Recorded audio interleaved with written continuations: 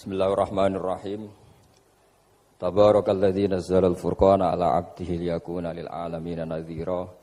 Allahumma shalli wa sallim ala habibika Mustafaka Muhammadin wa ala alihi wa sahbihi asmain. Nama ba'du. Yang sangat kita hormati bersama ini ada Bapak Rektor, ada Bapak On, Bapak Rohidin, semua wakil rektor, semua yang ada di sini dan semua muhibbin, semua pecinta ngaji yang saya hormati. Meneruskan ngaji yang sempat tertunda sudah beberapa kali. Saya memang termasuk orang yang sangat menekuni ilmu seperti yang dikatakan Pak Fathul Wahid lagi. Dikatakan lagi berkali-kali bahwa memang penelitian itu saya berkali-kali bilang tidak harus orang-orang pinter banget sebetulnya. Karena perangkat yang disediakan Allah ini juga menyediakan untuk orang-orang bodoh. Dan itu hikmah terbesar dari Islam. Jadi Islam ini bisa difahami orang pinter juga oleh orang-orang yang enggak pinter. Saya punya kenangan tentang ilmu astronomi. Kita belajar falak itu jelimet, Pak Fathul Wahid, jelimet sekali. Ketika ada perdebatan misalnya awal Ramadan itu Ahad sama Senin.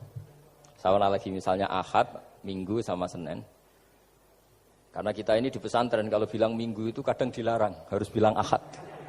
Apalagi kiainya Pak Fathul Wahid di Kudus, Kiai Torehan itu fanatik, itu enggak boleh orang bilang Minggu, harus bilang Ahad.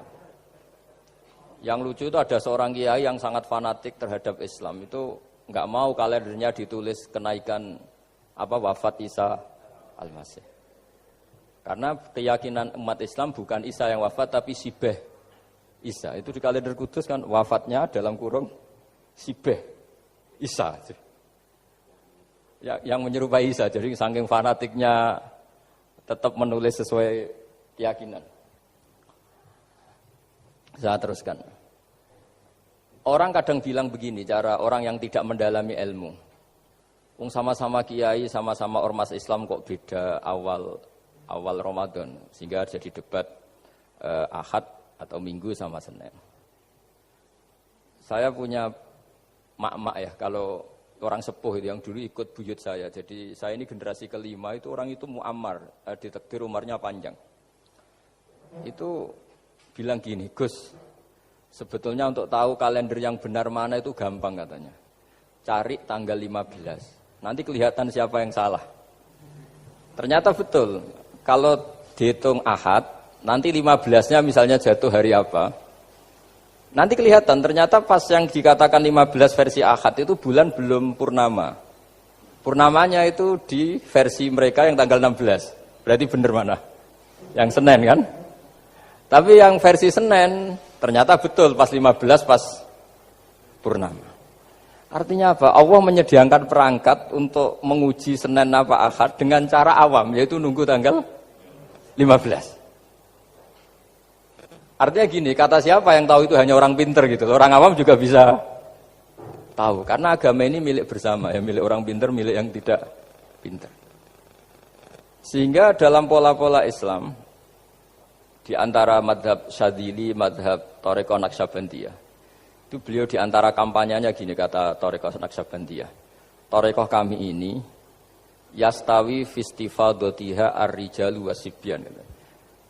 Popularitas Thariqah saya mudahnya difahami ini antara orang pinter yang sudah dewasa sama anak-anak kecil ini sama. Kenapa demikian? Kalau dalam filosofi kebenaran itu ada pepatah fa innal haqqa adharu min syamsidz dhahirah. Kebenaran itu lebih jelas ketimbang matahari di siang hari. Sehingga mereka dengan mudahnya mensifati Allah misalnya adz-dzahir, zat yang begitu jelas. Kenapa Allah begitu jelas? Karena ulama dulu cara, kalau dalam bahasa pondok mensifati, menstatuskan. Alam raya ini maujud. Maujud itu ada. Di mana-mana sesuatu yang ada itu ya diciptakan oleh yang ada. Masa Anda ada kok menciptakan yang ada? Sehingga mereka tidak pernah tertarik sama faham komunis, ateis, bahwa alam ini dimulai dari ketiadaan. Pertanyaannya adalah bagaimana sesuatu yang tiada menyebabkan yang ada. Sehingga ulama dulu pinter, sifat wajib itu apa? Wujud. Karena alam raya ini kadung wujud, kadung maujudat, maka Allah harus wujud. Berhubung wujudnya Allah itu wujud penyebab, harus qadim atau harus awal. Masa penyebab datangnya terlambat dulu yang Jadi efek dari penyebab itu. Sehingga mereka dengan gampangnya mensifati Allah Az-Zahir, zat yang begitu jelas. Sehingga Imam Sibawayh ahli nahwu itu juga mengenali Allah lewat teori nahwu. Beliau bilang Allah itu siapa? Allahu a'raful ma'arif, zat yang paling mudah dikenali. Nah sehingga tadi seperti yang dikatakan Pak Rektor, sebetulnya perangkat ilmu seperti tadi menemukan bulan itu diantaranya ditemukan kalau bulan tuh nggak rata itu ya lewat teori gambar karena sekian jarak punya akibat sekian punya. Misalnya kita melihat gunung kelihatannya indah, padahal di situ ya ada lubangnya, ada pohon yang tertebang, ada pemandangan yang enggak indah, tapi gara-gara dilihat dari jauh semuanya indah. Maka disarankan orang yang baru enggak suka istrinya terus melihat dari jauh, tinggal minggat lah kira-kira. Kalau ditinggal minggat 2 bulan itu mesti cinta lagi itu. Kan fungsinya baru kelihatan itu. Tapi kalau dekat terus tuh mesti sama neknya lah kira-kira gitu, sama mangkelnya itu. Sehingga itu ya dipakai teori juga dalam silaturahim. Di agama terkenal ada pepatah zuruhiban tasdad hubban. Jadi ya jangan sering ketemu, nanti kamu gampang cinta. Kalau sering ketemu ya gampang bosen lah kira-kira seperti itu. Nah, kemudian teori-teori awam ini dikembangkan. Yang awam, jadi dulu orang menemukan matahari itu besarnya kayak apa, rembulan besarnya seberapa, itu dilihat setiap kita melihat mobil itu jarak 1 kilo masih kelihatan sekian meter. Nanti kalau 2 kilo berkurang sekian senti, kalau 3 kilo berkurang sekian senti, terus dikalikan ya kira-kira seperti itu. Kalau rembulan masih kelihatan segede itu berarti kali sekian pengurangan tadi. Terus ditemukan. Makanya kita Pak Fathul Wahid yang di pesantren, yang memang serius ngaji. Itu di situ ada ilmu falak, itu ditemukan sebelum ada teknologi. Jadi kita tahu gerhana itu lamanya berapa, terus yang kena gerhana sisi mana, terus itu dihitung. Karena dari dulu sains, ilmu itu di atas teknologi. Jadi kalau keyakinan kita di pesantren, teknologi itu hanya menyumbang nggak sampai 30%. Jadi orang bisa menemukan pesawat misalnya itu karena melempar batu, kalau masih ada tekanan batu itu tidak akan jatuh. Padahal batu itu tidak ada mesinnya, asal ada tekanan dia tidak jatuh. Terus dihitung, kecepatan berapa yang menjamin sesuatu itu tidak jatuh. Hanya ditemukan pesawat, meskipun mau landing harus tetap banter, karena kalau tidak banter jatuh. Itu dihitung, artinya dari sains dulu, baru ditemukan teknologinya untuk gimana supaya tetap kecepatan sekian itu ketika mau landing. Nggak boleh pesawat direm, kalau direm ya jatuh, karena tadi seperti batu dilempar, dia nggak jatuh ya kalau masih ada tekanan.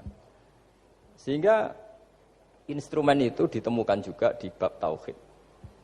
Saya punya kitab namanya Hasyiatut Turmusi, dikarang ulama top Indonesia, namanya Syekh Mahfud At-Turmusi. Itu beliau cerita, Imam Al-Amudi itu ulama top, tapi dia itu unik, tiap ngajar santrinya itu ngajar matematika, ngajar ilmu eksak. Terus ditanya, sampai muridnya itu ragu, ini guruku masuk surga enggak, ini kiai kok hanya ngajar matematika.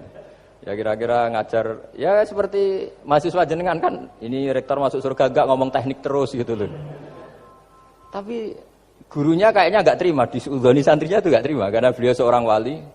Murid-muridnya itu bermimpi. Ini penting saya ceritakan, mungkin agak aneh di dunia kampus ya, di bab ini. Kalau dalam teori kita, Pak On itu, mimpi sama nyata, melihat itu otoritatif mimpi. Ini yang agak aneh di ilmu pesantren. Jadi melihat jenengan langsung dengan mimpi itu otoritatif mimpi. Karena mimpi, ru'yal mukmin dijamin oleh Rasulullah sama dengan 46 juz'un minan nubuwah. Jadi persennya itu besar sekali, 46% dari juz'un minan nubuwah, otoritatifnya. Nah tentu tidur yang benar. Logikanya gini, kata-kata kitab-kitab menjelaskan. Orang kalau melihat langsung itu pasti terpengaruhi oleh cinta atau tidak cinta, senang atau tidak senang, sedang butuh apa tidak. Jadi kalau saya sedang butuh dengan Pak Rektor itu melihatnya dengan penuh harapan. Tapi kalau saya sakit mau mati itu senang lihat dokter karena ini harapan, Rektor nggak ngefek gitu kan gitu. Tapi kalau saya politikus ngelihat ketua partai itu lebih respect ketimbang melihat dokter. Jadi gara-gara banyak kepentingan ini melihat itu nggak pernah jujur gitu. Nggak pernah jujur. Jadi kebodohan manusia justru karena melihat itu kalau dalam teori kita. Makanya kalau dalam teori pesantren itu kebalik, anna sunyamun wa idza matu intabahu. Manusia itu hakikatnya tidur, baru setelah mati bangun. Misalnya kita di dunia nganggap uang itu penting, harta itu penting, jabatan penting. Setelah kita mati ternyata yang paling penting itu hanya sujud. Karena kamu itu kenangan ketemu Allah terbaik itu sujud. Yang kita anggap penting di dunia semuanya tidak penting. Yang kita anggap sepele kayak sholat ternyata itu super penting. Tapi sadar itu nunggu nanti di akhirat.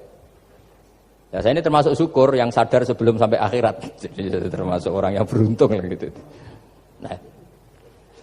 Nah, kenapa mimpi itu begitu penting? Karena tadi ketika orang tidur itu off semua, sistem sarafnya, sistem apanya. Yang ada hanya pengendalian Tuhan. Karena dia tidak bisa mengendalikan dirinya sendiri. Apalagi kalau tidurnya benar ya tentu pakai wudhu, terus pakai doa-doa, terus menghadap kayak mayit itulah, standar mayit itu menghadap ke kiblat kayak posisi mayit itu. Sehingga dia ada intervensi pada dirinya sendiri, ya tidak punya keinginan dari dirinya sendiri. Kamu kan nggak bisa ingin wah tidur ingin ketemu wanita cantik kan tidak bisa nentukan gitu. Akhirnya ya benar-benar hanya milik Allah. Apalagi kalau kita bacanya benar, terus pikirannya benar. Makanya uniknya dalam Islam adalah doa mau tidur dengan wiridan setelah sholat itu ajarannya Nabi banyak mau tidur. Wiridan subhanallah 33, alhamdulillah 33, akbar 33 dan disempurnakan seterusnya itu. Itu ijazah Nabi kepada Sayyidah Fatimah itu untuk mau apa? Tidur. Bismika wada'tu jambi wa bismika arfa'u. Sampai doanya panjang. Allahumma aljatu zuhri ilaika. Panjang sekali doa mau tidur. Saya yakin jenengan ndak hafal dan ndak. Paling ya bismika wada'tu jambi apa? Bismika Allahumma ahyawamu. Itu sebagian ustaz bilang itu doa ngaji katanya. Ada seorang ustaz saking mangkelnya, ibu sudah baca doa ngaji? Belum, itu doa bismika Allahumma ahya bismika wa amr. Wah itu kan doa mau tidur Pak Ustaz. Iya biasanya kalau ngaji tidur. Jadi doa itu kalau itu doa mau. Akhirnya mimpi itu penting. Karena di situ manusia enggak punya nafsu, enggak punya keinginan. Sehingga yang ada itu kata Nabi itu ada sittatun wa arba'una juz'an minan nubuwah. Sehingga dulu itu mimpi itu jadi sarana betul. Kita tahu kan cerita orang-orang dulu. Fir'aun itu kurang jahatnya, kurang kelirunya. Dia mimpi ada api dari Bani Israel yang membakar kerajaannya. Dan semua pentakwilnya sepakat, itu maksudnya Anda akan dihabisin kerajaan Anda oleh bayi dari Bani Israel. Begitu juga raja zaman Nabi Yusuf, itu mimpi kalau ngalami ada 7 sapi yang gendut, dimakan oleh 7 sapi yang kurus. Jadi mimpi itu sarana, bahkan dari orang kafir. Karena ya tadi, yang preman ya enggak ada premannya, yang soleh ya enggak ada solehnya, semua dikendalikan oleh Allah Ta'ala pas tidur. Sehingga tidur ini menurut agama lebih otoritatif, asal dengan tidur yang benar. Jangan tidur sambil ngerokok terus terbangun karena ininya kena itu. Nah, cerita-cerita unik begini kalau tidak orang pesantren itu tidak tahu. Karena ini memang khas-khas pembalikan satu fakta yang diyakini orang banyak. Sehingga ulama dulu itu cerita, ini saya teruskan. Imam Amudi itu akhirnya murid-muridnya mimpi. Mimpi di situ tanya, Pak Ustadz, Anda masuk surga enggak ketika hidupnya hanya nerangkan matematika? Oh iya, saya bahkan enggak sekedar di surga. Malaikat dikumpulin Allah untuk mendengarkan presentasi saya ngajar matematika. Jadi kata dia cerita, Allah bilang gini ke malaikat, hei para malaikatku, kenapa kamu iman sama saya? Ya karena saya melihat engkau ya Allah, melihat kekuasaan engkau. Tapi imannya orang ini itu melebihi iman kamu. Wah ya tidak bisa, saya melihat engkau langsung, ini tidak melihat engkau langsung. Kenapa begitu yakin seperti yakin kita? Oh iya. Terus Imam Amudi, silahkan ajari matematika. Imam Amudi mulai ngajari matematika. Terus beliau ngajari ya sederhana. Angka 2, 3, sampai ribuan, sampai jutaan. Itu bin nisbat ilal wahid, nisbatun wahidah. Yaitu nisbatul far'i ilal asli. Hanya ngajar itu dok. Dunia ini apapun banyaknya variannya, apapun banyak makhluknya, itu semuanya adalah nisbatul far'i ilal asli. Angka 2 ya cabangnya 1, 1 juta ya cabangnya 1, semua itu dimulai dari 1. Jadi di mana-mana hitungan itu dimulai dari 1. Dan 1 ini harus ada, yaitu Tuhan. Matematika akhirnya malaikat, keren juga maksudnya. Keren juga maksudnya. Akhirnya Allah bilang, dan itu didawuhkan juga oleh Rasulullah SAW, tuba liman amana bi walam yaroni. Yang hebat tuh imannya orang yang enggak melihat saya. Makanya masyhur itu malaikat ditanya Allah, siapa imannya yang paling kuat? Ya kita, karena melihat engkau langsung ya Allah. Para nabi. Terus tapi yang dari sekian pertanyaan itu jawab sama, yang paling ajaib adalah umat-umat Muhammad di akhir zaman, enggak menangi nabinya, juga enggak pernah lihat surga neraka, tapi iman sama saya. Dan mereka punya cara untuk imannya ini berkualitas sama dengan kamu para malaikat. Ya di antaranya dengan cara logika tadi yang saya utarakan tadi. Am khuliqu min ghairi syai'in am humul khaliqun. Kalau alam raya ini wujud, maka penyebabnya harus sesuatu yang wujud. Masa sesuatu yang enggak wujud menyebabkan yang wujud. Kalau angka 10 ada, 1 juta ada, pasti dimulai angka 1. Makanya nisbatusnaini wal arba'ah ila ma la nihayata laha, itu semuanya nisbatul far'i ilal asli. Semua angka berapapun jumlahnya itu binisbat ilal wahid adalah nisbatul far'i ilal asli. Itu cara-cara, makanya tadi kajian ilmu itu tidak ada habis-habis. Makanya perasaan saya itu kemungkinan orang Islam jadi ateis itu kecil, Pak Fathul Wahid. Saya punya kitab, ini saya ulang lagi, kitab calon wali. Kenapa saya sering cerita wali? Kalau di kampus itu kan orang inginnya ya jadi dekan, jadi rektor atau jadi menteri lah kira-kira gitu. Kalau di pesantren orang itu cita-citanya satu, ingin jadi wali. Ya supaya majelis ini barokah, saya tidak perlu cerita dunia kampus. Kalau cerita kan corong jongu ya segoro lah. Bongso keinginan gitu kan tidak selera saya, juga ada dunia saya. Supaya sampai dapat ilmu ya saya cerita dunia. Itu kitab, saya punya kitab calon wali lah kira-kira. Atau wali sudah wali top. Namanya kitab Tasbihul Fuad, karangannya Sayyid Abdul Haddad. Itu beliau cerita, di antara ceritanya itu unik. Kata beliau begini, saya itu tidak khawatir orang Islam jadi murtad, apalagi jadi ateis. Karena kalimat la ilaha illallah itu sahlatun qaribah, kalimat yang mudah sekali. Sehingga saya tidak khawatir orang Islam yang ketemu orang ateis, ketemu orang macam-macam, asal diajari kalimat ini secara benar. Terus beliau cerita, yang saya takut tuh mereka masalah perempuan dan harta. Kalau iman kayaknya enggak. Singkat cerita ya itu di kitab seperti itu. Singkat cerita saya ketemu banyak orang yang kuliah di McGill atau kuliah di Amerika, di Jerman, mungkin di Norwegia, di mana-mana, di Australia, dan ketemu teman-teman yang di Korea Selatan juga. Mereka itu orang kebanyakan yang nyuwun sewu enggak keluarga kiai, tapi mereka enggak ada yang enggak tetap iman. Ketika saya tanya, kenapa Anda tetap iman? Padahal ada beberapa negara yang lebih stabil, lebih makmur dibanding negara yang mengklaim sebagai negara Islam. Itu cara berpikir ya sederhana. Enggak lah Gus, kayaknya kok Tuhan kok ada tanggal lahirnya? Enggak lah, kayaknya yang namanya Tuhan tuh ya awal lah. Masa pencipta langit bumi dituhani orang yang lahirnya di bumi, kayak enggak lah kayaknya. Jadi ya berpikir sederhana. Padahal ya kurang ajarnya Masya Allah. Anak ini ya dugem ya macam-macam, tapi kalau ditanya disuruh yang lain enggak mau dia. Enggak lah, kayaknya yang benar tetap Islam. Karena kalimat ini, yaitu tadi eksistensi Tuhan, tadi eksistensi Allah itu, la ilaha illallah itu kalimatun sahlah, kalimatun qoribah, kalimah yang begitu mudah difahami. Kenapa mudah difahami? Misalnya kita ngaji, Tuhan itu siapa? Yang menciptakan langit dan bumi. Dengan misalnya perbandingan, Tuhan itu siapa? Yang lahir di bumi tahun sekian. Enak mana cara kita menerima itu? Kan keren yang menciptakan langit dan bumi. Tuhan itu siapa? Yang ada sebelum langit dan bumi. Dengan misalnya Tuhan adalah yang lahir di bumi. Keren mana? Nah, bayangkan kalau kita punya Tuhan Fir'aun. Sudah mati jadi tontonan kan, terus gak keren maksudnya punya Tuhan kok seperti itu. Nah ini yang katanya Syekh Abdul Haddad, kalimat ini sahlatun qaribah. Sehingga kalimat ini pula yang kita dilatih, la ilaha illallah kalimatu haqqin 'alaiha nahya wa 'alaiha namut wa 'alaiha nub'ats atau wa biha nub'atsu insyaallah taala minal aminin. Nah, saya sebetulnya tadi datang itu tidak ingin menjelaskan ini, tapi tadi kata Pak Fathul Wahid, ilmu itu kalau dikaji tambah hari tambah mudah, karena perangkat untuk menemukan bulan itu misalnya enggak rata itu gampang sekali. Pakai teori pemandangan ya bisa, pakai teori gambar juga bisa. Kalau teori pemandangan tadi, kalau kita bisa melihat mobil 2 meter masih kelihatan 2 meter, itu dengan jarak berapa masih orisinil seperti itu. Tambah jauh, tambah tidak kelihatan, tambah jauh. Nah ternyata setelah 5 kilo misalnya tidak kelihatan. Berarti untuk jumlah 2 meter hilang per 5 kilo. Nah, berarti kalau bulan masih kelihatan segitu, berarti jarak kita dan bulan kira-kira sekian ribu kilo. Itu bisa dihitung, itu tanpa teknologi.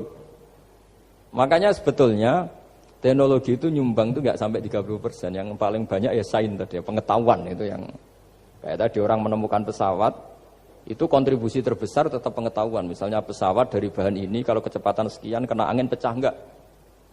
Tetap pengetahuan yang menopang itu. Teknologi kan paling mengantar supaya pesawat kecepatan sekian didorong mesin sekian dengan apa begitu. Nah, pesantren seperti kita ya, saya ini dididik Mbah Mun, dididik bapak saya, buyut-buyut saya, kiai. Itu sekali alim, yang alim betulan, itu ya alim betul. Ya karena memang yang repot nih yang agak-agak dukun itu ya ribet itu. Penting rambutnya gondrong, terus terkenal gak pernah mandi, terus nanti ada orang tertentu tertarik minta doa. Ini yang ribet ini, susah ini sertifikasinya susah ini karena. Tapi kalau kita ini di pesantren yang coro sertifikasinya jelas. Jadi berani jadi Gus harus bisa baca Mu'in gitu, berani jadi Kiai harus bisa baca Wahab. Aturan mainnya jelas kalau di ini. Yang repot tuh yang sebagian itu aturan mainnya tidak jelas. Terus promosinya itu pernah datangi menteri loh, pernah datangi, wah ya ribet kalau ukuran keren tuh didatangi apa? Menteri atau pejabat. Saya teruskan ya, karena ilmu itu harus menyelamatkan kita sampai di depan Allah Subhanahu wa Ta'ala. Nah, ketika kita menyifati Allah itu az-zahir, zat yang begitu jelas.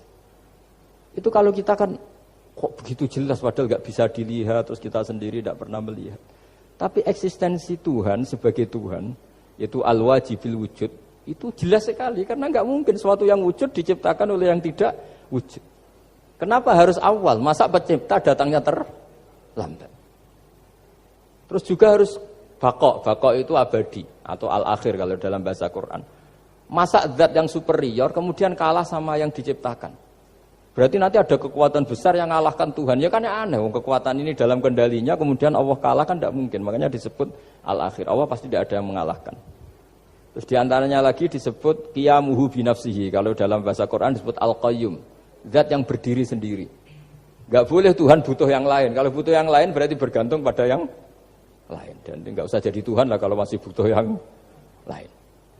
Sehingga karena kekuatan ini, saya ulang lagi, karena kekuatan ini, ketika anak-anak mahasiswa kuliah di Jerman atau di Swiss, di negara-negara yang lebih bahagia ketimbang negara yang mayoritas Muslim, itu mungkin mereka tertarik sama sistem negara itu karena ada jaminan sosial ini. Tapi nggak pernah tertarik sama Tuhannya negara itu, karena dihitung-hitung tadi Tuhannya mesti keren kita gitu. Jadi, nah ini cerita ke saya Abdul Haddad. Kata saya Abdul Haddad, kamu tidak usah khawatir lah umat Islam murtad atau jadi ateis gitu. Karena penjelasan tauhid Islam itu begitu jelas. Jadi by design manusia itu pasti nerima tauhid kira-kira gitu. Jadi ini pentingnya adz-dzahir. Jadi Allah itu begitu apa? Jelas. Tapi Allah juga mensifati dirinya al-batin. Ya, al-batin itu gak mudah dikenali. Kenapa? Karena tubuh kita desainnya ini profan, tubuh kita tidak sempurna, rentan. Nah, tentu sesuatu yang tidak sempurna ini tidak bisa melihat zat yang super apa? Sempurna. Kita bisa rusak sementara Allah tidak. Nah karena alasannya tubuh kita ini didesain untuk rusak, maka di surga itu keyakinan para ulama orang bisa melihat Allah karena desain tubuhnya sudah dirubah dari desain profan menjadi keabadian. Sehingga di sini terus ada kelayakan melihat. Itu pun tetap min ghairi kaifin walan hisorin, tetap ya bisa melihat tapi corong Jawa itu kecelok melihat tapi tidak sampai faham. Karena bagaimanapun Allah itu la tudrikul absar wa huwa yudrikul absar. Bagaimanapun Allah itu laisa kamitslihi syai'un, tidak ada padanannya. Jadi makanya Allah punya sisi adz-dzahir bisa dikenali sekali. Kenapa? Ya tadi nisbatus naini wal arba'ah ila ma la nihayata laha itu nisbatul far'i ilal asli. Saya punya kitab Pak Fathul Wahid, diajar Mbah Mun dulu, kitab Al-Husunul Hamidiyah. Itu yang ngarang itu ya kayak kelihatan ngawur, tapi ngawurnya orang alim. Jadi di situ ada gambar, gambarnya itu nggak jelas. Mungkin pengarangnya juga nggak bisa gambar kayaknya. Wah bulat, benang bulat ada, gambar gunung ada, gambar yang tambah ngawur ya banyak sekali. Gambarnya itu nggak ada yang jelas.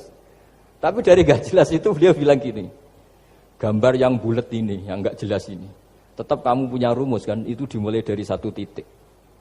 Mau gambar gedung tingkat 5, mau gambar hutan ada harimaunya, tetap dimulai dari satu titik. Ya alam raya ya seperti itu, mbok ada Mars, cek mau ada Jupiter, kayak tetap dimulai dari situ titik. Nah ini namanya nuqtatul wujud, titik kewujudan, yaitu Allah Subhanahu wa ta'ala. Sehingga ketika kita ngaji, ketika di pesantren dulu, penjelasannya adalah Al-Quran maknanya dipadatkan di Fatihah, Fatihah dipadatkan di Bismillah, katanya Bismillah dipadatkan di titiknya ba. Nah titik ba ini dianggap titik awal wujud, bi kana makana wa bi yakunu ma yakun. Kira-kira Allah mentitahkan karena saya semuanya yang ada, dan karena saya yang mau ada bisa saya adakan. Nah, itu sirinya lah.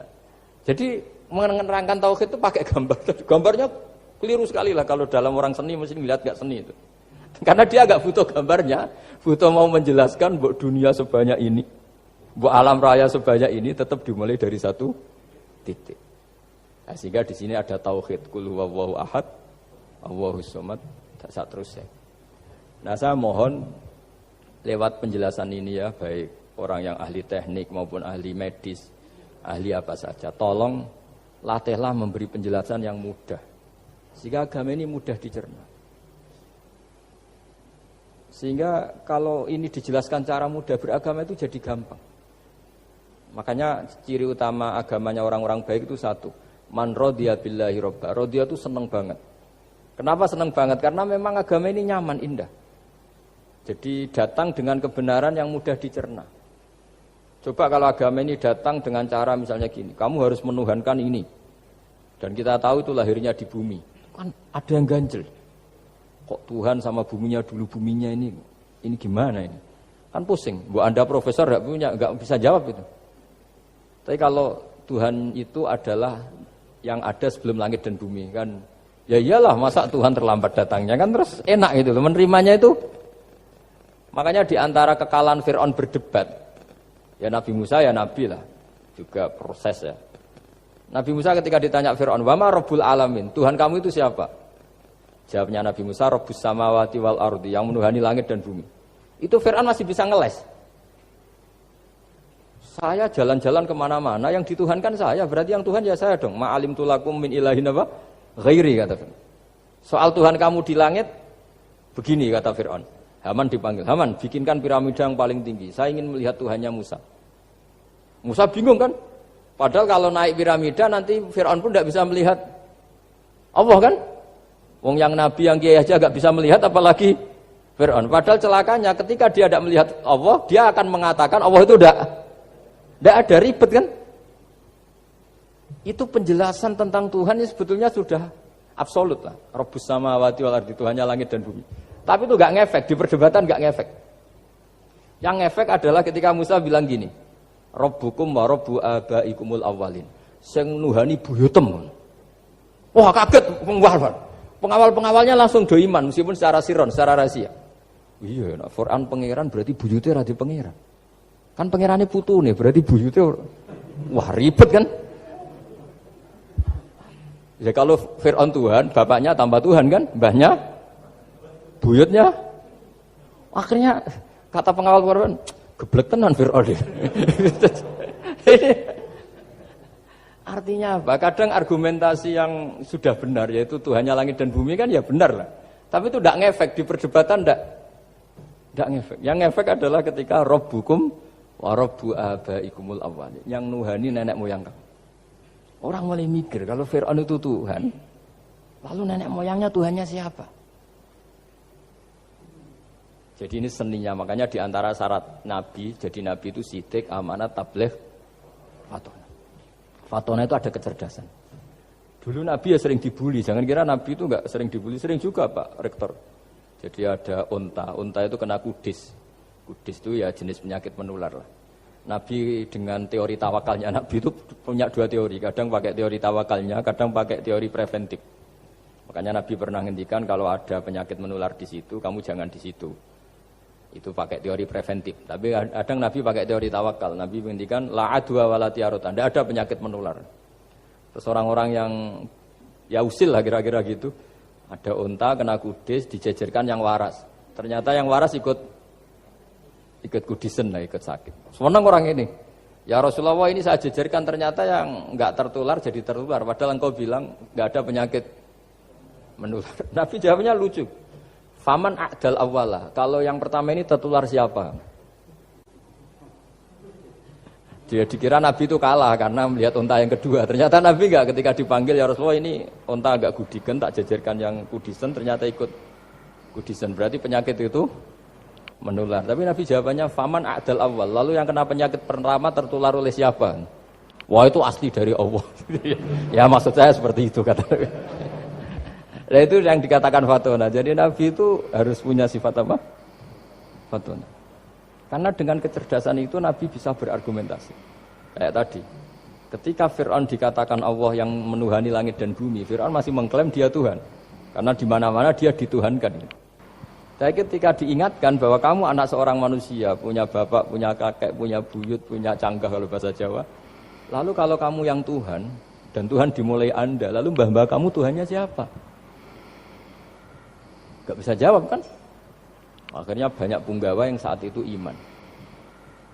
Jadi iman itu bisa menghunjam kepada siapa saja termasuk yang orang-orang topnya Fir'aun. Sehingga ketika Fir'aun rapat Musa harus dibunuh besok, tangkap besok. Sebagian mereka itu membocorkan informasi itu. Datang ke Musa, tadi malam kita ikut rapat, keputusannya Anda dibunuh, maka larilah kamu. Itu barokahnya iman. Artinya ya karena logika Musa lebih masuk akal ya mereka lebih percaya sama Musa. Tapi gara-gara profesi ya tetap kerja dan yang mulai ribet dunia. mulai ribet jadi. Makanya kamu jangan tanya kaifa hukmul mukmin sing yukhfi imanahu. Bagaimana hukumnya orang mukmin yang menyembunyikan imannya demi aman. Ya tidak usah kamu jawab. Kalau kamu jawab boleh ini kok kayak pecundang. Kalau kamu jawab haram pernah terjadi itu. Wa qala rajulun mu'minum min ali fir'auna yaktumu iman.